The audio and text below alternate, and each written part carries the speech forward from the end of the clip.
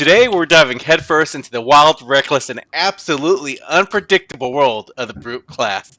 You want big swings? Wild dice rolls? Heroes who ask, why block when you could smash? Then buckle up, because this one's for those risk takers. We're calling this episode Smash or Pass. Not just because Brutes love to hit hard, but sometimes your hand says go big, and sometimes you just pass and pray you survive the crackback. We're breaking down Brutes to figure out one of the most underrepresented, explosive, and deeply loved class in Flesh and Blood. That one might have been me, guys. I put the deeply loved in there. Whether you're a diehard Scabskins or Bust player or just Brute curious, we're here to help you figure out if you should smash with or pass with the Brute class. I'm Will. I'm Ning. I'm Trevor. I'm Evan, and that was a beautiful intro, Will. It's a good one. It was a love letter to the Brute class, right? I like that too, girl. I'm with you. Yeah. So before we dive into the Brute class, welcome our new caster, Ning. Thank you. Happy to be here. But what did we learn since last week, fellas? Ning, do you want to start? I've learned nothing. Done no playing whatsoever. I'm sorry, man. That's tough. We're playing enough for all of you, I guess. But I appreciate it. We hope you come back out soon, right? No. How about you, Trevor?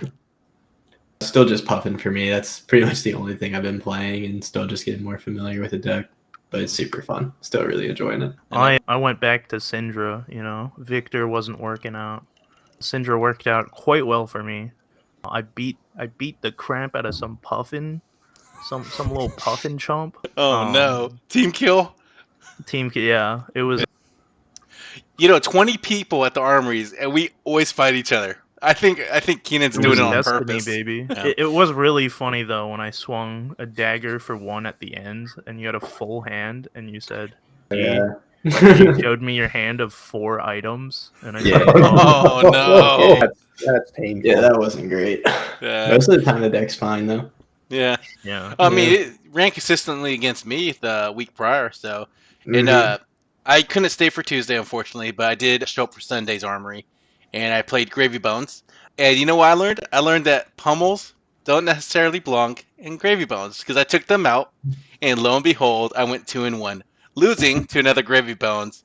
Paul's Gravy Bones, in fact, he's been playing a lot longer. He's familiar with the mirror match, so he had a little bit more play experience on that, and it was a good fight. We got done first in the round, collected my packs, and I ran out. So, yeah. Because I think like one of your other weeks you were like, oh, I learned Pummel's not great in Gravy, and I was like, oh no, did he did he keep Pummel in his deck? No, it was that, and I took it out, and then it played a lot more consistently. So it's Pummel cute is what we were calling it, but it's not Pummel consistent. So yeah, some heroes play Pummel better. Go figure. But part of playing every hero is I think Pummel could fit in this hero. So anyway, one of the heroes is one we're talking about today. Yes, sir. So history of the Brute. Right? Who wants to cover that one? Old head Evan. Oh, I am kind of an old man. The historian of the group. The historian. Yeah, Brute is...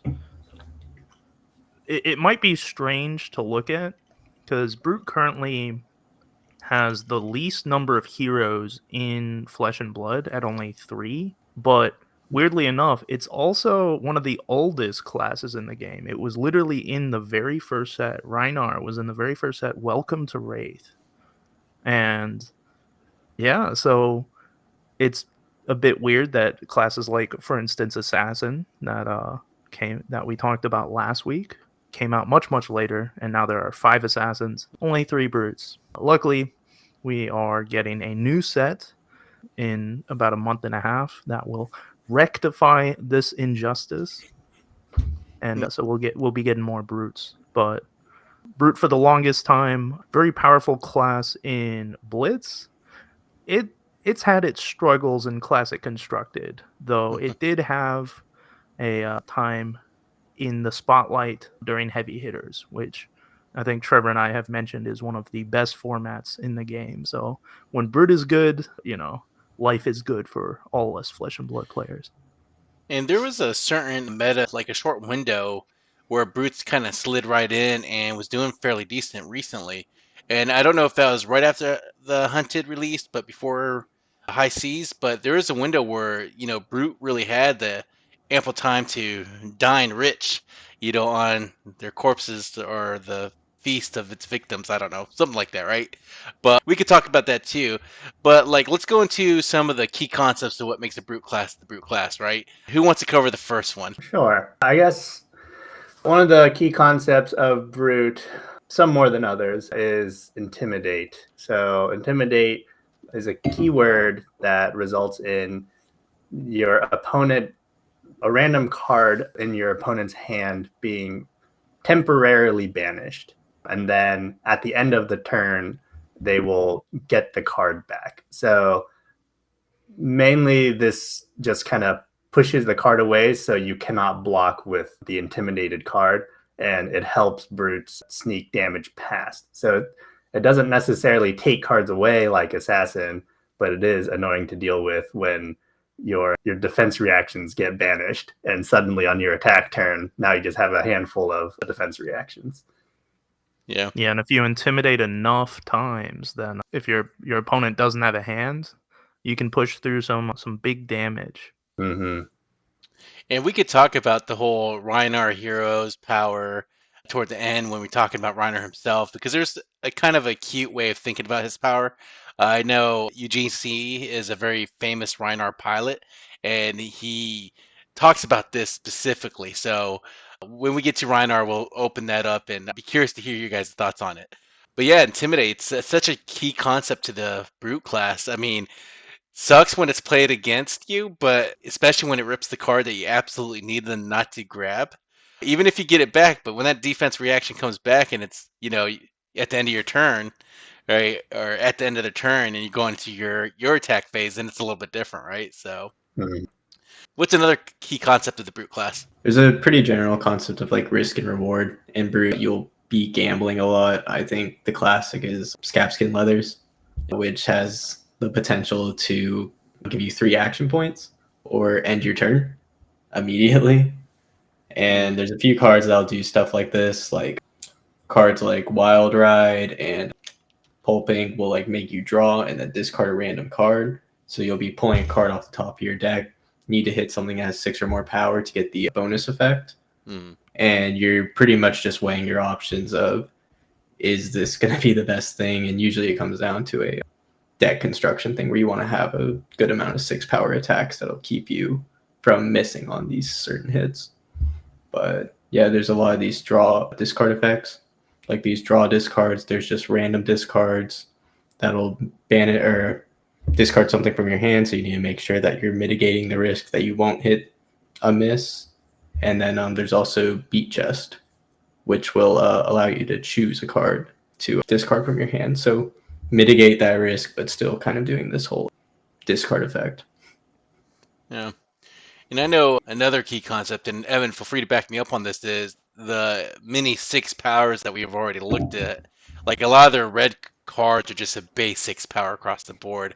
And they even have a few blue 6 powers that really go into the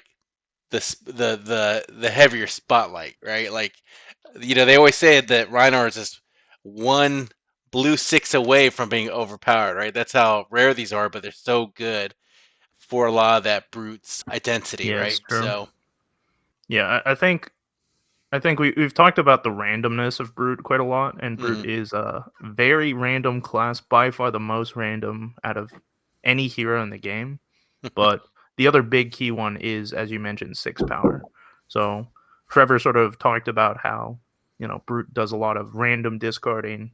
In all those scenarios, they're wanting to discard a card with 6 power or more to get a beneficial effect, right? Wild Ride gets Go Again. Bare Fangs gets +2. And even Rhinar himself, if you discard a 6 power or more, gets Intimidate. So yeah. Yeah, and so I know we're covering kind of context of what makes the Brute class, but next what we're going to go into is kind of the overview of the offensive strength and then offensive weakness, and then we're going to go ahead and cover the defensive strength and defensive weakness of the Brute class. To kick us off, though, what's a good offensive strength of the Brute class? We already mentioned some of it, but with the 6 power attacks. But what's the first one that comes to your guys' mind? I mean, just their sheer freaking power, right? I think there is no other class that gets as many 2-for-8s as you've shown off. Swing Big, Bear Fangs. They get a lot of 2-for-8s. They get a lot of 2-for-6 go agains. And these are cards that other classes would be dying to get access to. So just very, very powerful 2-cost attack actions. Yeah. And I also like to say, you guys were mentioning how you could, discard a 6, find a way to get the 6 in the graveyard, right? And one of the things that really I see with a lot of brute class, for their offensive strength, is their weapon, right? The Mandible Claw. It's a one-handed claw. You can equip 2 of these, and it is a 2-for-3. Gets go again if you discarded a card with 6 or more power this turn. I mean, and then you're going to swing claw, right? That's a very common expression, right? Claw. Unless you're KO. We can talk about that later. Yeah. But yeah, so it's ironic actually that this is attached to KO because, You can only have one of them. You can only have one of them, right? That's a good thing to bring up, because another big thing that brutes get is, and it's kind of weird to think about, but brutes have, in some arguments, like some of the strongest weapons in the game, right? Romping Club, a 2-for-4, that can be a 2-for-5. Guardians, for instance, I've talked about how powerful Guardian weapons are. Guardians get 3-for-4s, right? So Romping Club being a 2-for-4, a very, very powerful weapon.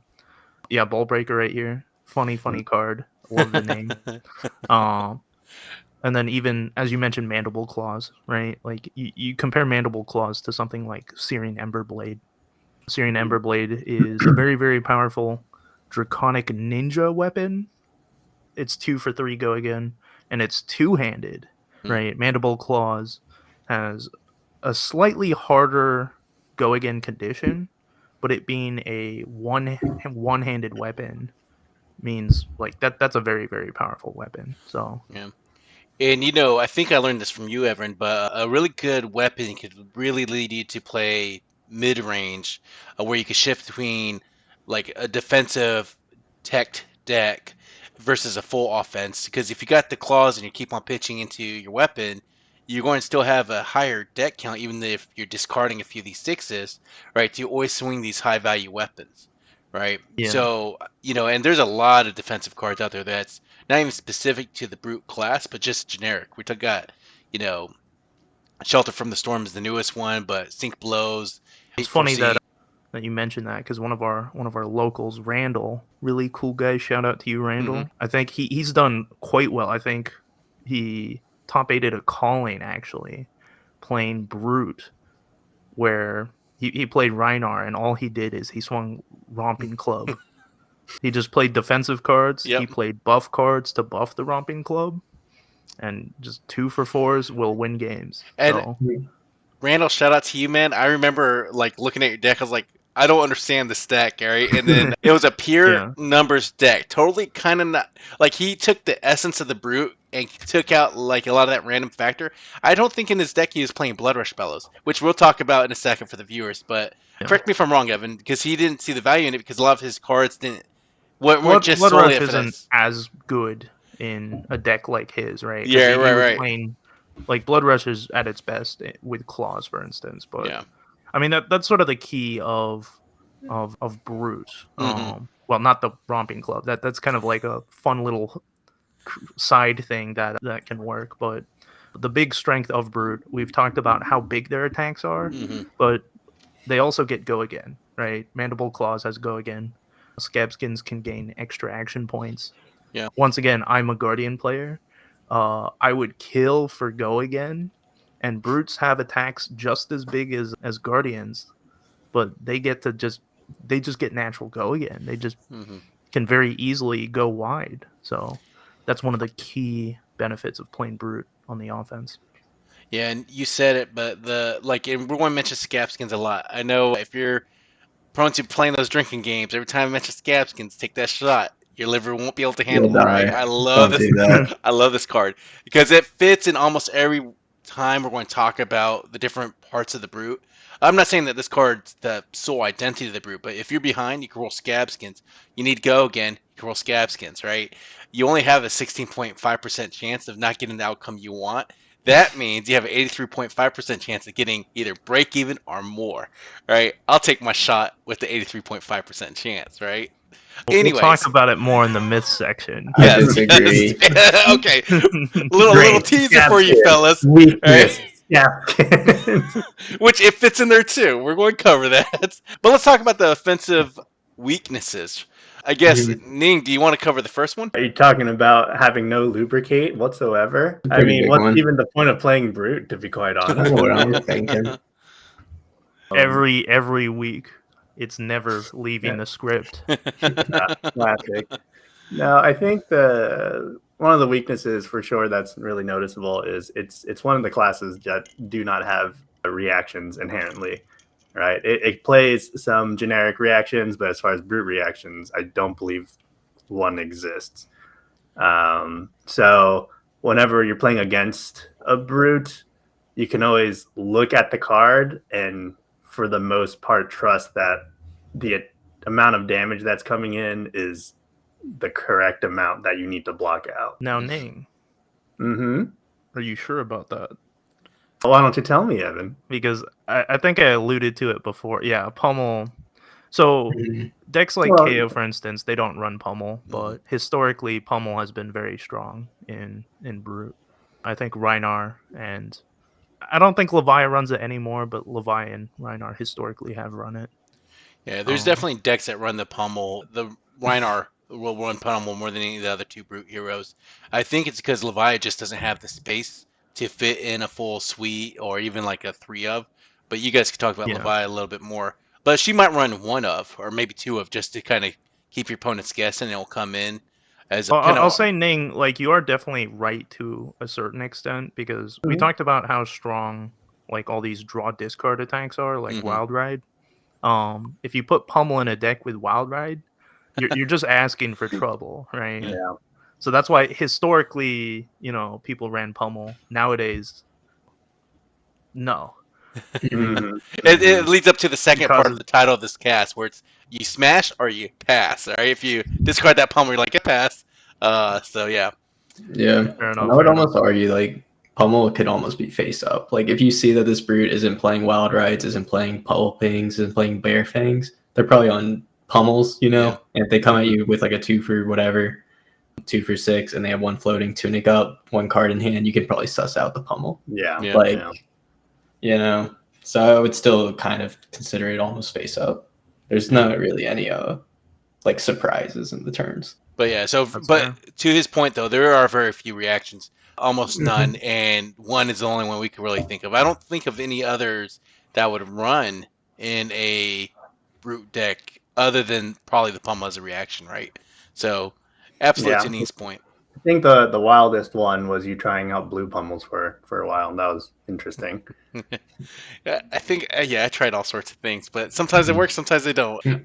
Yeah, I tried Nasty Surprise in my Rhinar deck when the assassins were prominent. I remember that.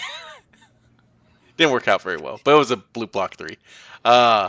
Another weakness is there are a lot of RNG with brutes, but a lot of their stronger cards that makes you draw the discard. But a lot of the strong cards we mentioned, like Wild Ride, Bear Fangs, they don't have a block value. So you're able to get that 2 for 6 go again, or that 2 for possibly 8 with the Bear Fangs, but they don't have the necessary block value in the bottom. So if you're stuck with these cards in your hand on a turn that they're cracking back hard with, you're going to take a lot of damage. So this is where early life lead really helps out, but it's a severe weakness of the brute class. A lot of their power cards don't Yeah. have block value. Well, because that's more of a defensive thing, but to be honest, like what you're saying also works on offense too, right? Like if you're trying to plan out a turn and you want to play a card like, let's say, Wild Ride, you can't plan out what you're doing after the Wild Ride because you won't know what's going to be in your hand, Very So true. you just have to hope that you draw something good, or hope that you discard what you drew if you wanted to play whatever it was in your hand. Yeah. Right. Yeah. And the same thing can be said about like Blood Rush Bellow, for instance. Blood Rush is one of the strongest cards in the Brute class, but if you draw 2 reds Mm-hmm. off the top and you don't have any resources to do anything else other than swing claw, Blood Rush looks pretty bad in that scenario. Yeah. So Yeah. And any Brute player out there listening right now just felt it in their heart when you said that, right? Because it's absolutely true. Yeah, one of their weaknesses is absolutely that is on their offensive side is you don't know what you're going to draw once you discard. Right? So you can plan, but it goes out the window when you draw something you can't even power your attacks with. Or Lord forbid the opposite of that. You draw all non-attack actions, and you're like, okay, what am I going to do with this, right? And that sometimes happens. Mhm. Very rare, but it happens. Less rare in Kayo, but with the other brutes, definitely. So who wants to cover the next offensive weakness on the brute? I got it. Brute has very, very few on hits. Pretty much their on hit is just damage. Like they're threatening your life, which, the big attacks are their big strength, but there's very little disruption. I think really it's like, I forget. What's the yellow one that destroys the arsenal or banishes it? Smash Send pack. Send packing. Yeah. Yeah. That's one of their on hits where they can still kind of get the card back, and it's also pretty face up. It's not going to get buffed, so if they block it out, you just get your arsenal back. And then they have the Intimidate Splattered Skull, I think, where it'll discard whatever you had intimidated previously in the turn, which is kind of just a Rhinar card. A lot of the other heroes will struggle to use that. Yeah. And what's really crazy about these cards is, I think historically, if you ask me, does Brute get any on hits at all? I would say no. This is a new thing, right? I think Ellis has kind of looked at Brute and said, okay, on hits are so important to the game. We need to give them a couple of on hits. Because historically they got 0 on hits. And so they've been doing a better job of giving Brute some more relevant on hits. And there are a couple, but there definitely are not enough that I would say it isn't a weakness. Like their lack of on hits is definitely something they kind of want more of. Yeah. I feel like a big point is they don't have many on hits, but they have a decent amount of off hits, if you will. Like, you have your swing big where it says if you block out all the damage, then you get a buff. Or pulping, right? Where if you block with 2 cards, then suddenly pulping cannot get go again. Yeah. So even send packing, for instance, is technically an off hit opposed to an on hit. So it is kind of a fun little theme that they've got going on. Yeah. Yeah. And sometimes I'll tell you now, for those brute curious players, send packing, when you bench a card from their arsenal and they get it back to their hand and they can use it to block your other attacks, it kind of feels bad because you're really helping them out. So they block out the send pack, and then if you break the chain link, they get that bench card back. So they, however that might be, it can potentially help them too. So, which is what we talked about, I guess, going back to slightly moving forward to some of their benefits on offense once again. Even though they don't get like a lot of on hits, they are very good at destroying things. And by things, I mean items specifically. Yeah. If you looked at Mechanologist and you said, man, I hate that Mechanologist guy, play Brute. Brute is very good at destroying items. They are by far the best class in the game at destroying items. So if you've got a vendetta against Trevor and Lubricate, there you go. What Yeah. did I do to you? And even they got the new one, Bam Bam's out, and you can destroy their really gold, cool. which is pretty cool, right? Like gold is an item, isn't it? Yes, gold is an Yeah. item, so it's also decent into like pirates as well. So I And there's forgot this another card yellow existed. one. Sorry, Trevor, what was that? No, I just forgot this card existed. I completely blanked this. I think there's Smash Instinct, was it? That was the one where you roll a dice, right? Yeah. It- No. Wait, no, Arc that's Smash, Arc Smash. yeah. Or Smash Arc Instinct Smash. is Yeah, Smash Instinct's the Intimidate on a stick, but Oh yeah, my bad. yeah. Yes, that card does exist. That's true. A lot of people forget about this, but brutes really are good in destroying items, right? They have a lot of niche, but if you get a lot of dash IOs running or a lot of pirates that are out there, I mean, you know, you can kind of wreck someone's day this way. It's pretty good. So, you know, yeah, this is Yeah, we another talked. offensive. Go ahead, Evan. Yeah, we talked about the offensive powers and the offensive issues. Are there any more offensive weaknesses that we want to discuss? So there is one where, you know, we talk about Intimidate, and sometimes Intimidate doesn't do jack squat, and it can actually actively help your opponent because you're forcing them to take the damage, right? So it's great because you're taking the choice out of their hands when they have to, you know, intimidate a card, they put it to the side, but that means they get that card back at the end, and so they might have used that card to block because they were fearing the damage more, right? Again, brutes don't have a lot of relevant on hits most of the time. So they get the card Yeah. back at the end of the turn, and they got more cards to use against you. So oftentimes, if you do a lot of intimidate heavy plays, like let's say Rhinar, you intimidate their whole hand, but you're only swinging for 12 damage, they get 4 cards back, and usually 4 cards equates to at minimum 12 damage. So very, very kind of feels bad, but it does happen sometimes. You don't. Even against like an aggro deck like Yeah. Syndra. Syndra hates blocking. You intimidate their whole hand. They kind of shrug and go, okay. Yeah. Then, is there any other offensive weaknesses? No, I don't think so. We can move on to the defenses because Brute is a very interesting class defensively. Yeah, I agree. What's the first defensive strength you guys want to cover? The armor. Brute has one of the strongest armor sets in the game. Scowling Flesh Bag is kind of a busted card. We talked about how sometimes Intimidates don't matter. Scowling Flesh Bag is the only source of intimidating on the defensive side, and getting rid of cards from your opponent's hands to stop their go-off turn, their combo turn, to stop attack reactions. Yeah, this card's kind of insane. Yeah.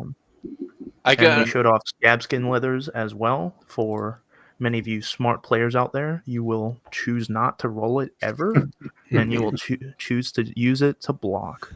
So do note, Scaling Flesh Bag, as everyone was saying, defensive Intimidate is so strong that this is the only card that ever printed, because it will wreck someone's turn if used right.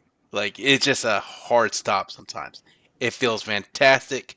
We're going to cover that more, and hopefully you forget what Evan said about not rolling Scabskins, because I highly disagree with that. I'm just joking. But Battle Worn 2 is fantastic, and I think we're foreshadowing what separates a good brute player from a really great one. But yeah, this is a Battle Worn 2 armor piece with sometimes if things are in dire straits, you would use this ability, right? Yes. But yeah, they've got a lot of 2-block Battle Worn, 2-block temper equipment. So their equipment suite is very good at blocking. I think they're among the top 3 to 4 best heroes when it comes to blocks. What's the gloves? Equipment. I forgot. Apex. Thanks. Yep. Right. Very strong as well. Temper, 2-block, and you get some upside if you defend together with a attack power 6 or more. Yeah, might tokens give you +1 power on your next turn for your first attack. So this equipment blocks for 3 and gets you +2 power. So yeah, that's insane. An equipment that gets you 5 value. And again, temper 2, but this is really you're blocking the first time for 2, and then you're using this action. You'll never use it ever to cover the second. In a pinch, sometimes people will block it, but yeah, this is your combo go off sort of chess piece. So this goes pretty good. I mean, we were talking earlier where like you play Blood Rush Bellows and you don't hit the resources you need. This is kind of a bailout, so it's very strong there as well.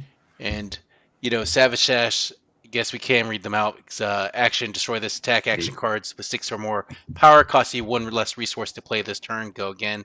Temper, 2-block. Fantastic equipment piece. When they printed this in the Kayo deck, it was definitely an improvement because I think a lot of the brute players were using Tunic a lot of the times. Yeah. Yeah. Yeah, Tunic was the big one, and now Mhm. nobody runs Tunic. It's all Yeah. Savage Status.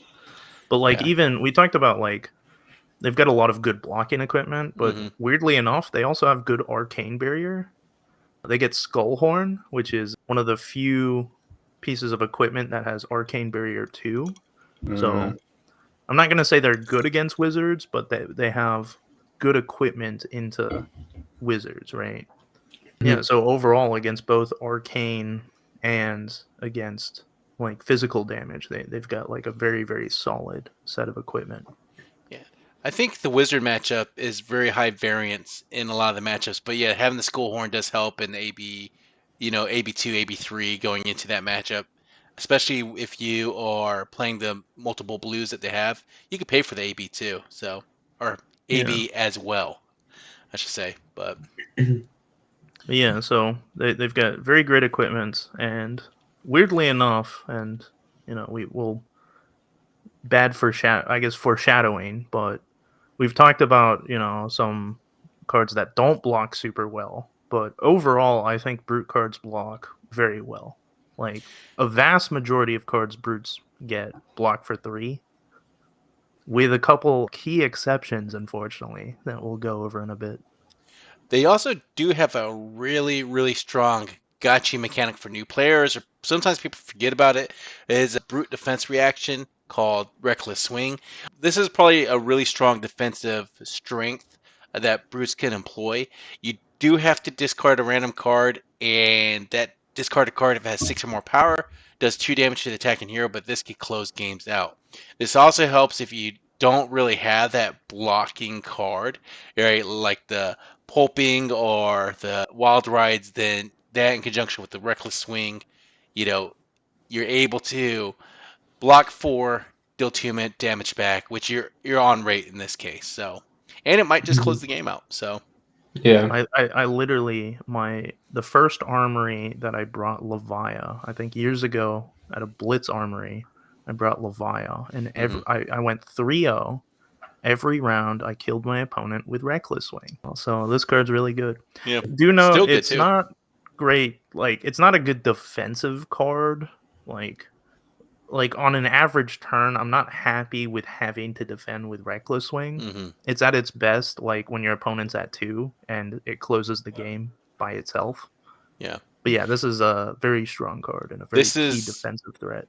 this is a real life Intimidate card, right? Where your opponent does not want to get down to 2 life because they know that against an experienced player, and they will play sometimes suboptimally to not get down to 2 life because they have such a fear of the reckless swing closing out the game on their turn, right? That's Yeah. a wizard ploy, right? And brutes get a little bit of that action, so it's pretty fun when it happens.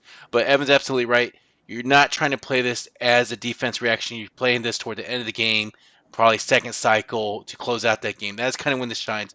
Initially, when you try to use it to pitch, right? Yeah. Any other defensive strengths you want to cover? Mm-hmm. All right. How about some defensive weaknesses? You go ahead, Nick. Well, we were saying before that there is a decent amount of 3 block cards for brute, but there are also a lot of no block cards for brutes.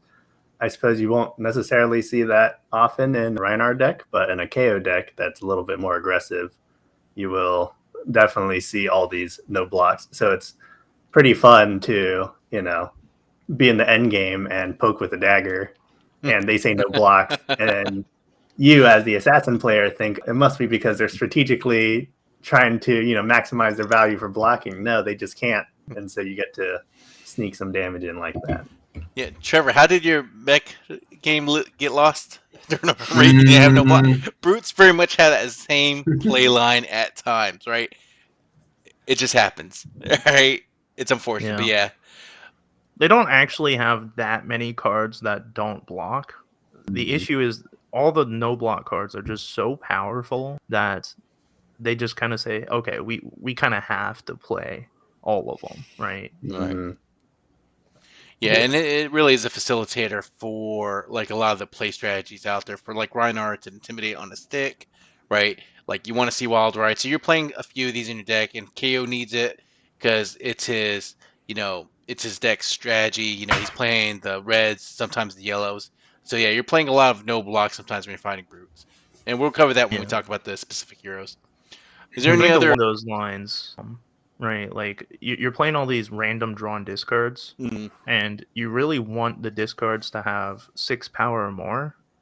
So if you play too many defense reactions, that's not a great thing. Like we talked about Reckless Swing. Reckless Swing is usually like a 1 to 2 of. And most of these decks that run all these draw discards, they don't run Sink Below, they don't run Shelter. They're just not allowed to run them, right? Because you can't have it both ways. You can't have your Wild Rides hitting consistently, but still playing like decent defenses. Yeah. And when you're playing a game like a card game, there's always going to be variance in card games, right? With brutes, you're trying to mitigate how much randomness, even though it's a class that kind of embodies that chaotic randomness.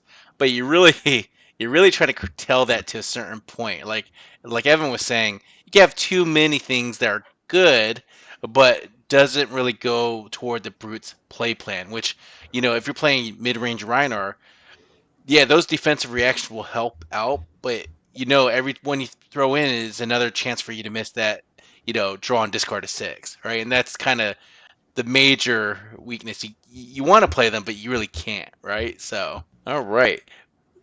It's a pretty good wide assortment of strengths and weaknesses we covered for both offense and defense. Let's talk about the key cards. Now, we mentioned a lot of them, but let's talk about the big one.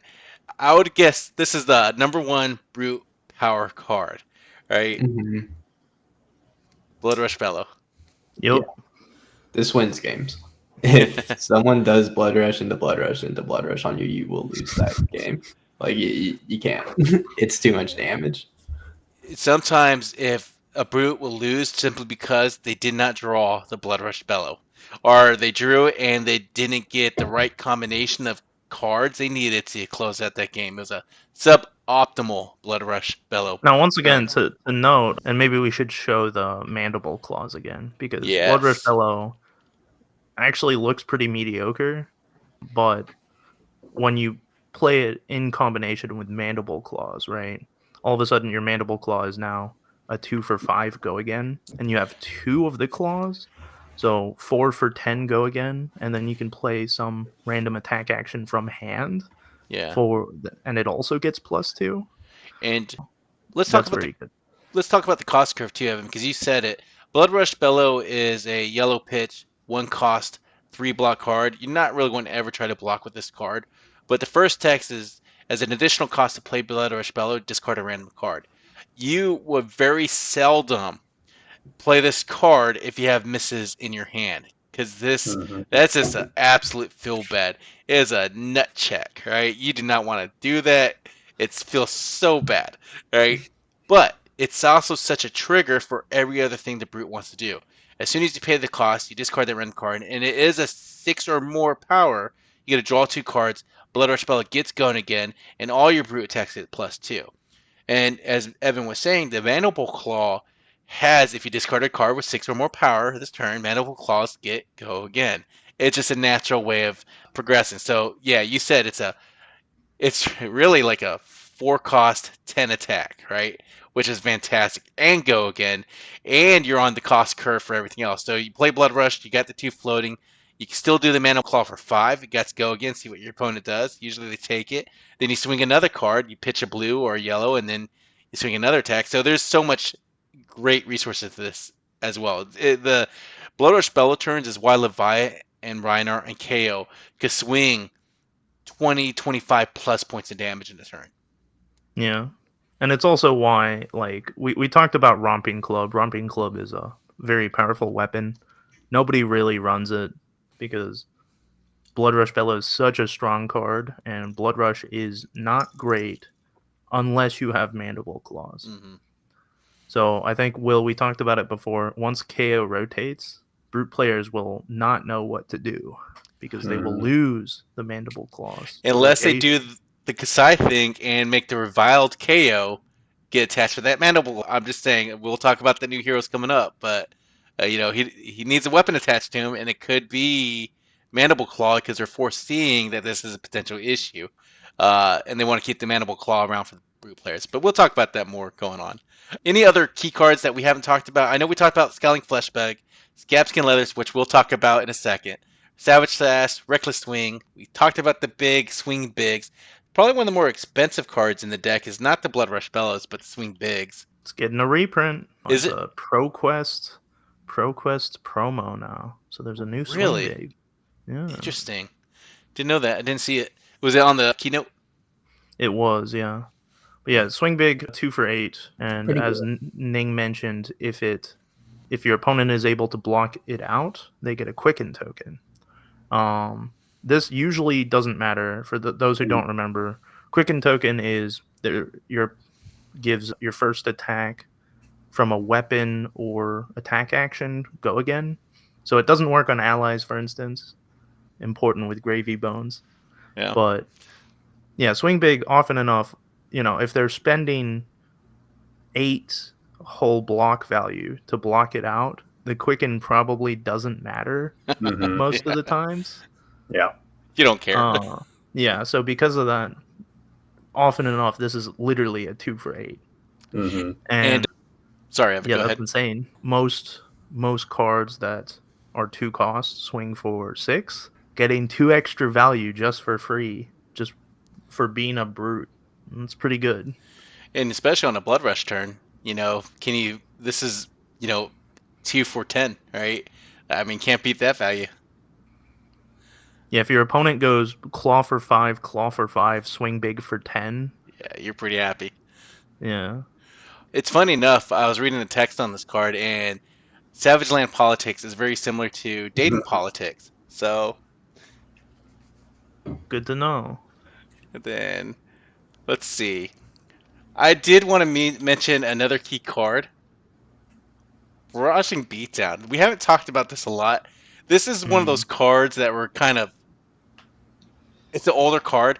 It still makes play in a lot of brute decks. Rhinar specifically, I should say.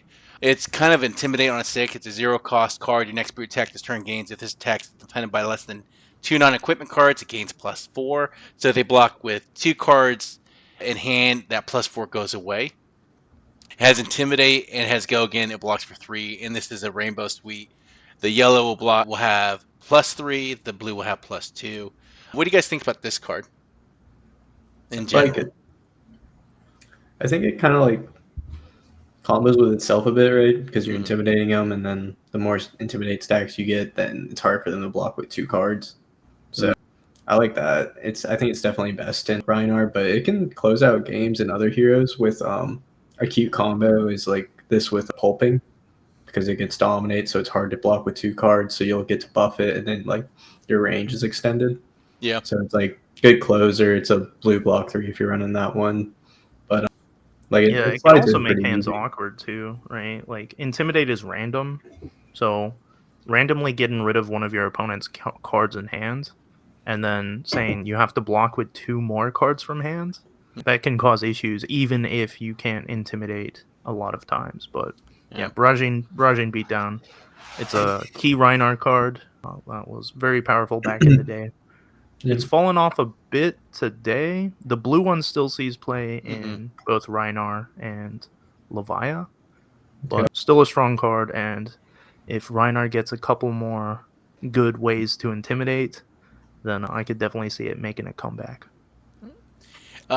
Is there any other key cards you guys want to talk about before we move on? There's so many great root cards. It's hard to cover them all. We can also talk about every specialization there is for a runner. He has so many, but it all kind of does the same thing. Variations Intimidate with high attack powers, punishing your opponent for, anything they're doing. Yeah. So is there anything else you guys want to cover as far as key cards go, or is that pretty much the wide gambit? I think we should briefly cover the 3 no block drawn discards, because we keep talking about them. Because let's officially cover them. One of which is on screen right now, Pulping, and this is a 2 for 6 no block. Whenever it attacks, you draw and discard, and if a card with 6 power or more was discarded this way, it gets Dominate, and it naturally has that if it is blocked by 2 or more, or if it's blocked by less than 2 pieces of non-equipments cards, then it has go again, right? Yeah. So, as Trevor sort of mentioned, you give it dominate, and then now your opponent can only block with 1 card in hand, so it'll just keep its go again. So there's pulping, and then there's wild ride, which is very similar to pulping. It just on discard, it gets go again. So yeah, they're both 2 for 6s with go again, and then of course the other big one is Bear Fang, which is a 2 for 6 with on discarding a 6 or more, it gets +2. And we talked about how strong Swing Big was. This is another 2 for 8. So now you have 2 different cards that both swing for 8 and cost 2 resources. So very, very broken stuff here. I feel like we'd be remiss if we did not note the honorable mention Agile Windup. Oh, that's another good one, yeah. Yep. Yeah. A brute/warrior action attack card, costs 3, and then it comes in a rainbow. The most important thing is you, as an instant, you can discard it, and it creates an agility token. So with this card, you're able to poke with the claw and then have like a ho, gotcha kind of moment to give it go again by discarding this, and then it naturally creates an agility token for next turn, which will give your next attack action card go again. You know, if you're talking about Agile Windup, talk about its brother, Mighty Windup as well, right? So same thing except with Might tokens. I know it's more niche, but there are ways that you would play this card to increase the breakpoints. But yeah, Agile Windup's the one mostly played, but I have played one Mighty Windup a few times. So good call out, Ning. Shall we talk about the specific heroes now? Yeah. Let's talk about Levia first. You know, I want to save Rhinar for last, if that's okay, guys, because that's my personal love. That's my first hero. That's my baby. Okay. All right. We'll do it. I could take on Levia. Probably played the most CC ever. But yeah, she kind of envelops the randomness of Brute. And so I guess I should start off. Shadow Heroes have a mechanic called Blood Debt, where cards in their banished zone will deal damage to you if they're there at the end of your turn. And Levia mitigates this by putting cards from her graveyard with 6 or more power into the banished zone. And if you ever miss on that, you will just take a bunch of damage, is kind of how she envelops that brute sense. Yeah, maybe we it might be good context. Can you look up Dread Screamer? I think that might help help people understand Levia's ability a bit better. Love some artwork, by the way, on any of the Levia cards, including your hero. It's just very dark, you know, very, very awesome. Not very much Savage Lands, but anyways, go ahead. Right, yeah. So, like, this is a good example. So you're going to be doing this kind of little mini game of putting these cards that have 6 or more power into your graveyard, playing this, banishing 3 random cards from your graveyard.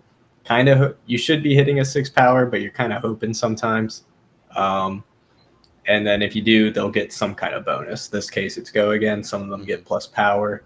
Some of them don't do anything, but it's just an additional cost to play the card, which is important because if you only have 2 cards in your graveyard, these cards are all dead. You cannot play them. Just against the rules. Yeah, and this card has Blood Debt. A bunch of other powerful Shadow cards also have Blood. So when it's in your graveyard and you banish it, it will start hurting you if you've banished it. So it's very important once you've gotten cards in your banish zone with Blood Debt to be able to turn it off with Levia. Yeah. And as shown here, Deep-Rooted Evil, some cards, you know, Blood Debt is a negative thing, makes you take damage, but some cards get positive effects if you put them into your banish zone. Yeah. I think another example could be Carrion Husk, because it's a 6-block equipment chess piece, which is crazy, but it has Blood Debt on it. So as soon as you block with it, you're going to lose a life every turn, but Levia just kind of mitigates that because every turn she gets one of those 6 powers into the gray or banish, she ignores this effect. So you just kind of get a 6-block for free, which is really, really great. And I love the subtext on this. At the start of your turn, if you have 13 or less health, banish Carrion Husk. So you really, really need to use it before you get below 13 health. So those heroes that heavily spike you, and it has happened, to many Levia players were like, oh, I just fell below 13 health. I didn't use much carrying husk. That's 6 points of value I just lost. Right? It's terrible. Trevor, has Yeah. that ever happened to you?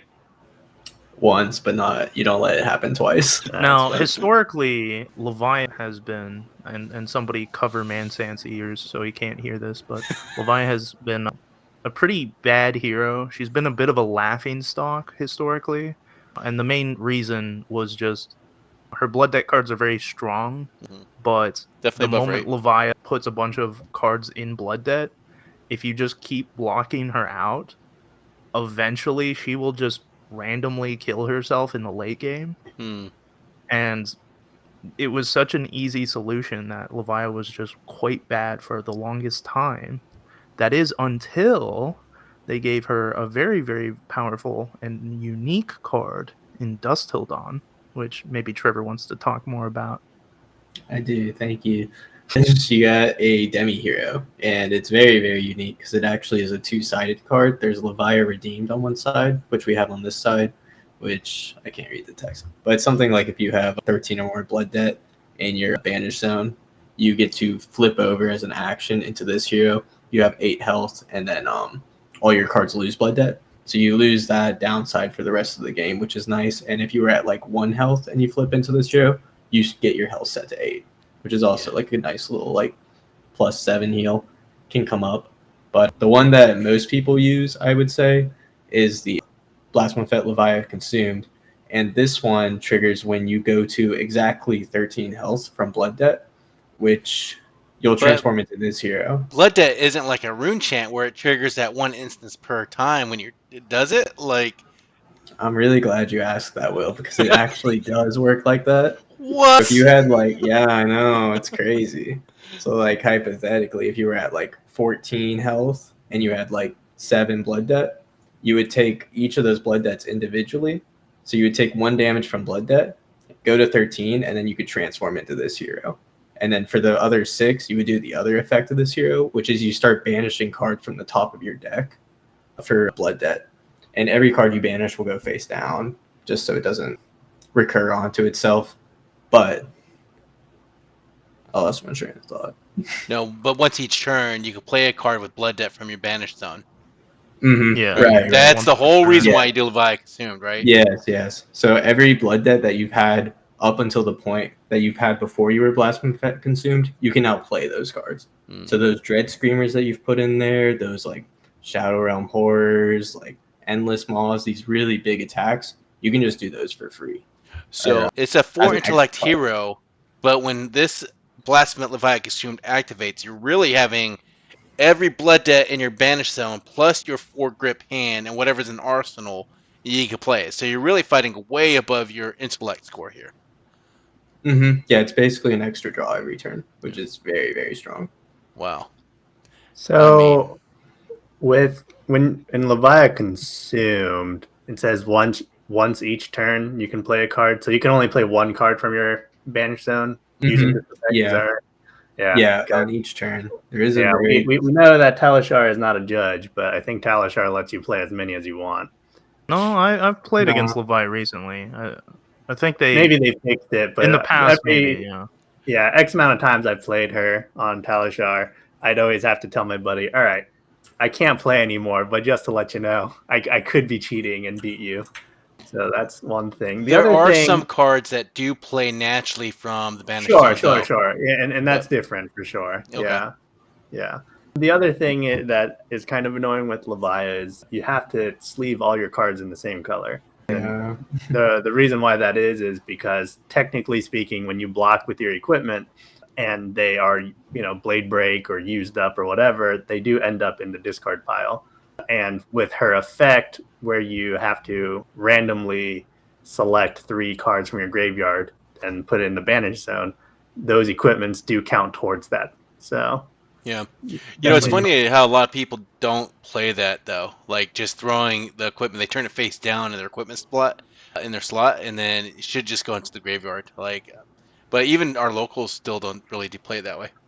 Yeah, I don't really do it. Well, it's like people sometimes have like bricks because they like foil out all their equipment. With Levia, you better be bricking that whole deck So if you want to true. do that. But Yeah, Levia, man, the flavor on this hero is really cool. Very, Yeah. very brute, very shadow, kind of melding together. Which is, I think they hit this out Mhm. the park when they did it. Yeah, kind of like a meme, like you were saying earlier, Evan. That was before my time, but I only played her when she had the access to the demo hero, and I think I lost to you, Trevor, several times on your Levia Sounds deck. right. I Yeah, have also lost to Trevor's Levia deck many times. yeah. So Mhm. yeah, Levia is. Yeah. I think She's unfortunately not right terrible, now she's but not in the best spot because she yeah, did lose Artivore, which was one of her best yeah, cards. that was brutal. But Brute, Toll. Anyways, yeah, true. Ha. Mm-hmm. But yeah, Levia is still pretty interesting. Now, Trevor, I've got a question. What would you What up? classify Levia as, like in terms of deck like a type? waifu or Well, she's Definitely obviously a waifu. waifu. Yeah. With that Marvel, definitely a waifu. Yeah, that's pretty interesting. I mean, I would say kind of depends what game plan you're going for. Like if you're going for plasma, say you're pretty much aggro, right? Like you just have like big defensive equipment. You'll kind of block where you can, but you do have a lot of no blocks. But your hands will kind of force themselves where you're like you just want to play out Well, it's tough to as say much Levia's damage. aggro because she's so bad at being aggressive at the start of the. It's kind of like Earth Heroes. Yeah. She needs to like bring her graveyard up before she can be Mhm. aggressive. Yeah, I guess like once she can, but it's kind of like an engine a bit because like once you start playing a bunch of cards, like it'll fill your graveyard kind of naturally, and you'll like throw the equipment in there, so you'll kind of like you can ride pretty low from what I last Yeah. time I played her. Trevor, if I remember right, when like specifically with Levia aggro, it's not like all these multiple attacks. Yeah, that does happen, but it's really like these big, beefy attacks that just come over the top. Like she's the one that could actually score the Mm-hmm. highest attack damage in one turn out of any of the other heroes. Like she's the one that constantly can get 28 plus damage, right, on her Blood Rush Bellow turns, right? Yeah, I mean like the ceiling on Blood Rush is insane. Like Yeah, because you have Dread Screamer, you have like 1-for-7s that are brute cards, which is Yeah. crazy. That can get buffed, and then you run Double Claw. So like if you hit the nuts, like you're Mhm. gassing. yeah, Yeah, so we showed a Dread Screamer. There's also Shadow Realm Horror. Yeah. So she has two very powerful 2-for-6 in the case of Shadow Realm Horror, 2-for-7 go again cards. And she also gets like as you mentioned a lot of 1-for-6 attacks. So she is very, very powerful, and she curves out a lot better than some of the other brutes too. 2-cost cards are kind of awkward because if you play 2 of them, that costs 4 resources, which is a blue and then some. So being able to curve out nicely a 2-for-6 go again into a 1-for-6, that's very powerful. And I know, Evan, you mentioned earlier how her Demi hero really made her good, but I would also say her Savage Sash use really helped her out a lot too on those high spike turns, right? Well, that's what's so insane about Savage Sash, right? Savage Sash is such a good card that Yeah. Levia's stopped running Husk and started running Savage Sash. Mhm. But all right, shall we move on to the next hero, Kayo? And mind you, there is a KO that we won't talk about, the Berserker Runt, because that is not CC oriented. Very fun if you're playing Blitz. But we are going to talk about KO, armed and dangerous. Right. You have one weapon zone because he's missing an arm. Hardy har. Attack action cards you own get +1 while they are in any other zone than the combat chain. The first time you discard a card with 6 or more during each of your action phase, create a might token. Seems pretty strong because all those yellow 5s, blue 5s now become a 6 with KO. We talked about how strong Blue Wrecker Romp is. Blue Wrecker Romp, for anybody who doesn't know, is the only blue card that base Brute has access to that has 6 power. So all of the random drawn discards that we talked about, it's very tough for Rhinar to play because this is his only blue that is a hit, right? Every other random drawn discard, if you draw a blue, it's a miss, right? KO turns all the 2-for-5s, 3-for-5s, whatever, all your other blue cards into 6s off of his hero text. So he uses, like Agile Windup. It has 5 power, but his ability makes it 6.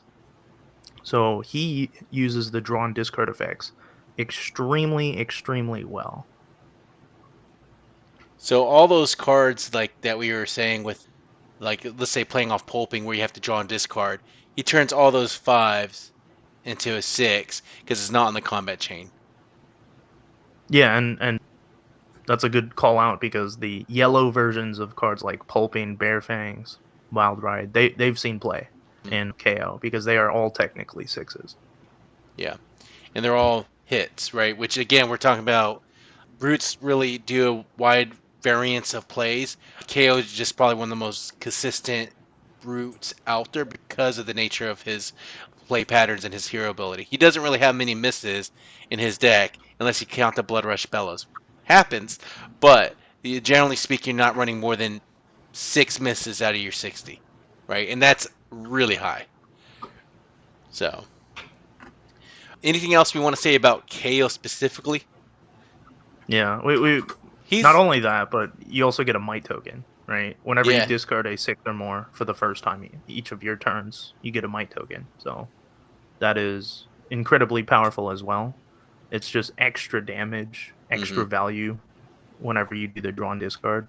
Like, take Bare Fangs, right? Bare Fangs is a 2 for 8, and then now you're getting a might token. That's now a 2 for 9. Yeah. That's insane. And if you carried over the might token from last turn, it's coming in for 9, like it's just very strong. Yeah, and he's Yeah, always so generating that KO 1 point of value for the next turn too. Yeah. And because of that, KO is at one point in the past, during Trevor and I's favorite format, the heavy hitters CC meta, KO was top tier during the time. Just the sort of raw damage he was able to output was just so much higher than any other hero, and that made him very, very good. Yeah. He has unfortunately fallen off a bit since then, just power creep, because we haven't gotten a brute set since heavy hitters, but we're getting a brute set coming up, so hopefully KO will get some more cool stuff. Yeah. And we talked about what Levia was. KO, I think, is definitely like an aggro deck. I think that one is for sure. Yeah, I do classify KO as an aggro deck. Like, I don't know how else you would play him because he is just a consistent brute aggro. We said he embodies a lot of the strengths of the brute class, the naturally big attacks, all those benefits. He really, really does decrease the variance. So if you want consistent brute playstyle, KO is the brute that you're going to kind of go toward. Will, you say that, but, and I'm about to be a cook as hard as Ning does sometimes. Okay, let's hear it. KO does have a lot of random specializations that roll dice. You have the card Ready to Roll, and you have the card Knucklehead. So if you wanted to build a dice rolling KO, by all means. Yeah, Ready to Roll is his specialization, which whenever you roll a dice, you roll 2 of them instead and pick the highest number. So helps you with those Scabskins rolls, am I right, Will? You know what I'm saying, Will? I hear you, but that's pummel cute, my friend. Because if you are building, like, sure, this has a play. Again, we talked about Blitz, but these cards were really designed for his Blitz character and not his CC character, which is, you get some kind of benefits. I know we're not a Blitz podcast; we mainly focus on CC. But if you want that randomness, go ahead and build your KO Berserker Runt Blitz deck. Hit all those random factors and then go have fun. But you really shouldn't be rolling that dice for his specializations when there are better ways of playing the KO. It's like you're playing him suboptimally. Do it if you want fun. There are ways you could probably still potentially win, but I think you really want to stick with the more consistent aggro play pattern that KO. This. Guys, I just talked about rolling Scabskins, and Will said, "No, don't do that." No, I'm all about Scabskins, which we'll close this out toward the end of the podcast where we can actually talk about this in a little bit more depth. Because I think we're going to go talk talk about my favorite brute. Right, my personal favorite, and I don't play him a lot anymore. And one of the reasons why I started with him because I like that whole randomness that it makes your opponents do. Like you discard a card with 6 or more power, you intimidate. Right, that means you randomly roll dice or randomly pick a card, and they have to banish it until the end of their turn. I figured as a new player, this kind of speaks to me because if I can make other people play up suboptimally, then maybe I have a higher chance of winning. No, that didn't work for me. I still lost for the first 3 months. Played Rhinar, and part of it is because Rhinar really favors those that knows the meta and his matchups well. If you know his matchups well, Rhinar doesn't really have and correct me if I'm wrong, I don't feel like Rhinar ever has an automatic loss to any hero out there, right? Just because of his sheer card pile and his ability to play what he has, right? But, no auto losses. That's Rhinar's benefit. But what do you guys think? Is that true so far? You could always triple Blood Rush and then win. Okay. I don't know. I feel like brutes in general, I should mention, have issues into other aggro decks. That's kind of why Kayo sort of fell off, is because other aggro decks became faster, and brutes unfortunately could not keep up with just the raw power. Why play a 2 for 6 go again when you can play like 3 0 for 4 go agains instead? So Brute unfortunately couldn't keep up with that, and I don't see Rhinar being able to keep up with that either, unfortunately. Okay, so now, what Rhinar does have is the Intimidate is very good at like breaking through the defenses of like more fatigue oriented and more defensive decks.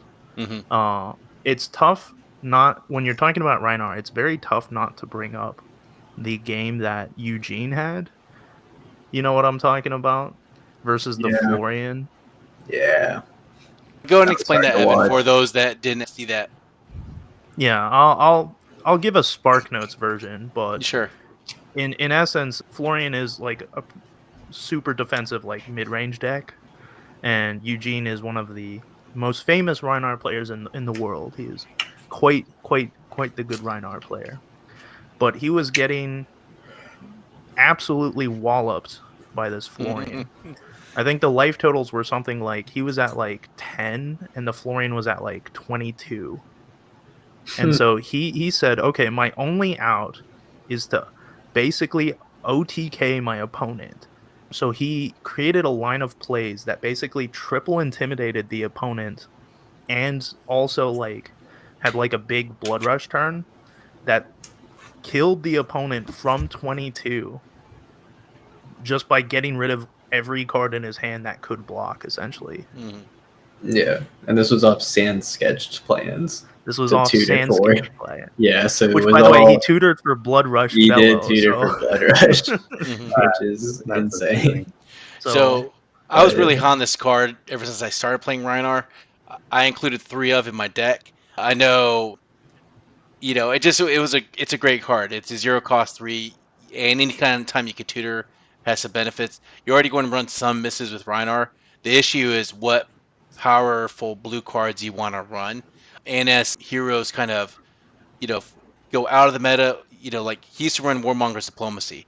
Nowadays, not a lot of heroes get triggered by Warmongers as much as they used to when, Rhinar was kind of rising up in popularity. So he really does need a good, blue base. He runs at least 20, right? And this definitely fit in one of those. But yeah, I remember hearing about the OTK from 22 Life, Sand Sketch, and it was a risky play, but he got it off, right? So, and that's the thing. Go ahead, Trevor. No, I think it was like, I don't know if risky is the right word. It was like necessary to like win. He didn't really have any outs. It wasn't.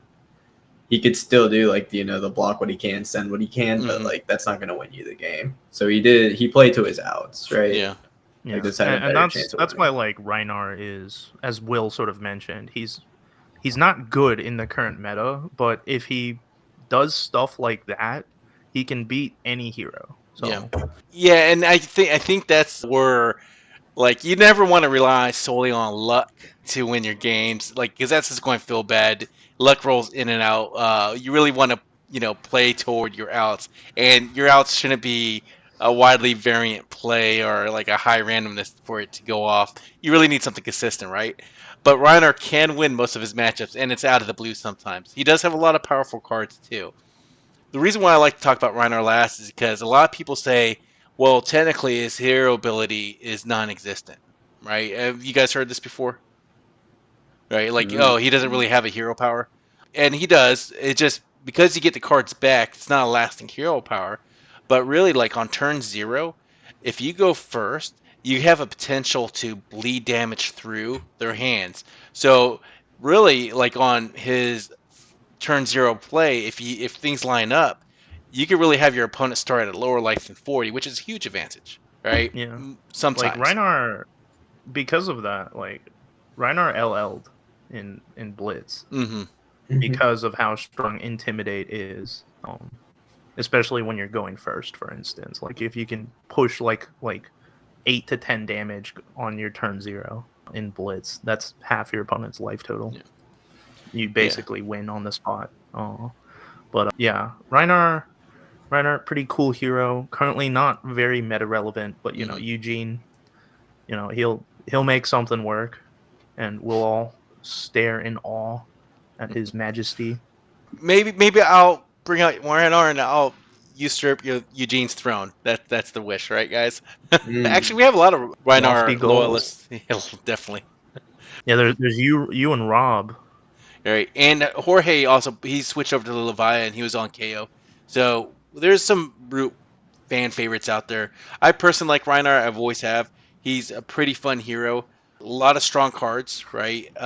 But like one of the things that a lot of people haven't thought about with Rhinar is the whole, switchboarding, go aggro, and then you could switchboard into kind of like the mid range or control. There are some cards that, like he's going to have the most consistent 60 card deck. Like your blue count's going to be very much similar. And it really isn't that much of a negation if you don't stack your deck with a whole bunch of misses. Like, drawing and discarding card, you're going to miss it feels like very rarely. When you need to hit that win, right, oftentimes you miss, right? That's when it counts. But, good players will tend to take that into account. And we can talk about that more when we talk about, like, the myths and stuff like that. But, Evan, I'm curious. What would you classify Rhinar as? Good question. Probably mid-range. It's like historically Rhinar, has just been sort of a, like, more defensive and then like wait for your big turns, because that's kind of how his ability works. Because as we sort of mentioned, intimidating once often enough doesn't really do anything. But if you can block out a couple turns, maybe set up like a barraging beatdown in Arsenal, or maybe set up a Blood Rush Bellow in Arsenal and wait for like a big turn, that can be very valuable. So traditionally, just mid-range. Yeah. And, Rhinar really does embody the whole life as a resource mentality, because you really want to get ahead as early as possible. Rhinar's biggest drawback is if you fall behind early on, it's very, very, very hard for you to catch up, right? But if you use those Intimidates well, it bleed damage through, starting at turn 0 or turn 1, then you usually, once you have that large life total lead, then you could take the 20 hit turn and set up your Blood Rush for maximum impact, right? That's kind of what you're doing. His reach is really insane, like any of the brutes. Their reach is 20, right? If everything lines up, which is kind of insane if you think about it. Reach is the ability to kill your opponent from, a certain life total, right? So, but you're really thinking about like brutes at 15 plus, easy, right? So, going into the expert insights, what do you guys think separates a good brute player from a great one? How much you roll scabs? Yeah, actually. So, Ning, what do you I'm say? not going to elaborate. You're going to have to figure out whether it's rolling more or less makes you better. But there's definitely a relationship there, but I cannot confirm which way it goes. So, 100%. I do think a good player and a great one is separated by the time in which they roll Scabskins, right? Or sometimes knowing not to use the tool you have access to. I've lost mini games. In fact, isn't that the common saying is most brute players will kill themselves because of Scabskins, right? Because that if you need a 4 or higher and you roll that 1, you're screwed, right? You just automatically lost the game. So yeah, knowing when to roll the Scabskins definitely helpful. If you're behind though, Scabskins is a good play. Right? If you're ahead, it's never a solid idea to get ahead even more by rolling Scabskins more. You know what I mean? Like, if you're ahead, stay ahead, play clean, right? If you're behind and you need that little catch up, Scabskins is a pretty good play. You only have a 16.5% chance of failing, right? So if you're behind, roll it. I mean, you guys don't agree with that, obviously. Looking at your faces like you smell dog shit. But, I'm telling you. You're definitely right about that. I mean, I haven't rolled enough to form an opinion, but it always seems like fun when raise you're your rolling it. hands if you've lost a game because you rolled a 1. Oh, I mean, Oh, yeah. I don't know if I've told this story, but Go I ahead. forget what it was. It was like a pro quest or something. I rolled a 1 on Scabskins, but I had gambler's gloves, so I popped it and then I rolled another 1, and then I lost the game. Pretty Amazing. good. Yeah. That also happens to a lot of people. Right.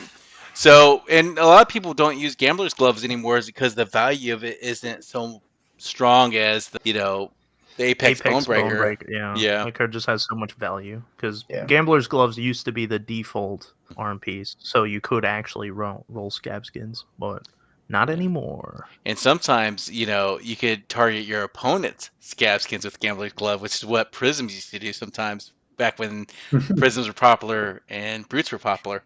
Yeah. I also think, what separates a good Brute player from a great one is, like, there is knowing when to really push damage through or really when to hold the cards back, but that's like any hero out there. But Brutes really do get punished if they push too far ahead and they drop their cards and they don't really have anything to help with defense the next turn. And sometimes, staying alive one more turn will let you draw the Blood Rush Bellow to really close out the game. So Yeah, Brute's a tough one because unless you're playing the Romping Club Rhinar that we sort of mentioned Randall was doing, because you have drawn discards, because you have no blocks, like you're never winning the fatigue game, right? You are always losing in fatigue, and you are losing well before fatigue as well because of how many cards you have that don't block. So because of that, it's tough to not just be like, go, we're playing aggro, right? But yeah. as mentioned, Brutes do have a lot of 3 blocks, and sometimes like they're in a unique position where like a deck like Syndra, if Syndra has like a 2-card hand, their hand sucks. If Brute has a 2-card hand, they can swing big, and that's pretty good. So yeah, taking it a bit slower often enough can actually be pretty decent with Brute. So there is quite a bit of skill involved in that. And I do want to give a special shout out. We didn't mention this before, but I do want to shout out Beast Within.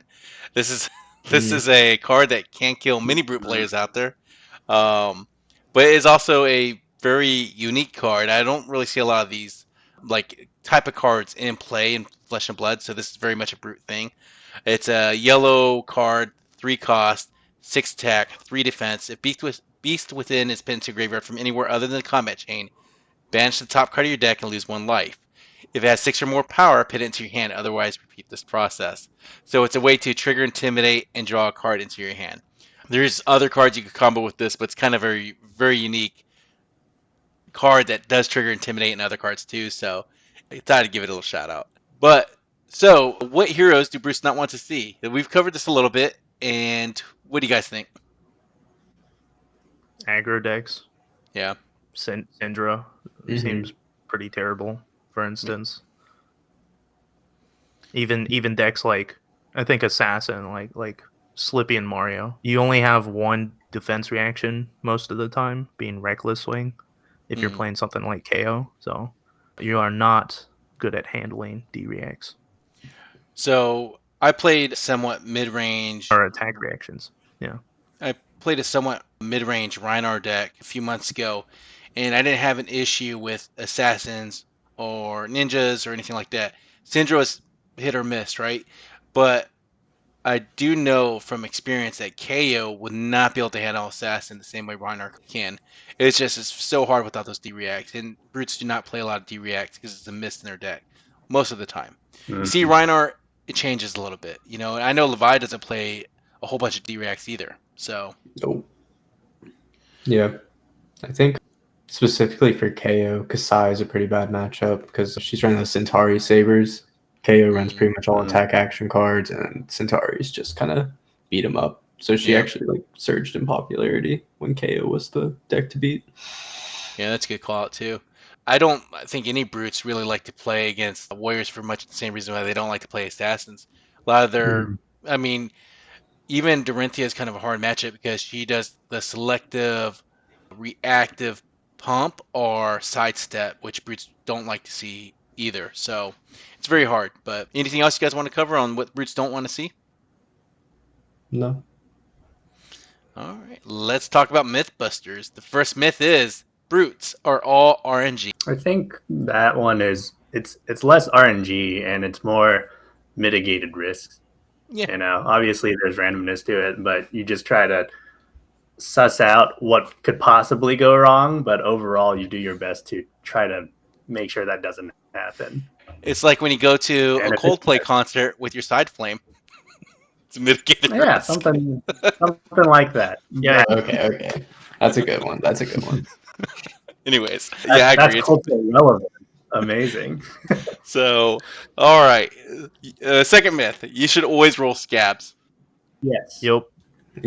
16.5. That's not that's not a myth. Myth busted.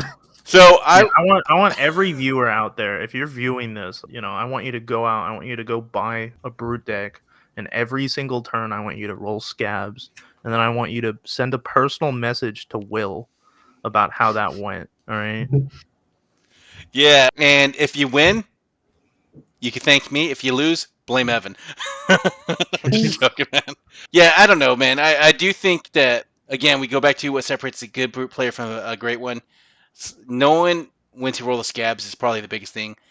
We're not saying never roll scabs, but if you're ahead of the game, you get things in control, there's no need to roll it. It's a blocking armor, and it's a good block, right? But sometimes, if you're behind, go ahead and pick up the dice and say rolling scabs. Because the only thing you're going to do is end the game faster, or you're going to get back in the game. So, either way to win, right? So it is literally like being serious. Like, you roll scabs when, think to yourself, if I don't roll scabs, is there any chance I win? And if the answer is no, then go ahead and roll scabs. Right? Yeah. And if the answer is yes, then don't roll scabs. Yeah, and in that case, scabs can never lose you the game because you were already losing, right? Yeah. It can only be upside at that point. Turn 0 scabs. Enjoy. Well, I do roll turn 0 on scabs. It's mostly correct to always roll. Yeah, I think it's almost always correct to roll scabskins on turn 0 going first. I've got a confession to make right here. Okay. Because I've played brute. I talked about playing brute in Blitz. I played a bit of it in CC. I've rolled scabs a total of 3 times in my life, and all 3 have been on turn 0. And did he win those games, Evan? I don't remember. He won those games to our viewers out there.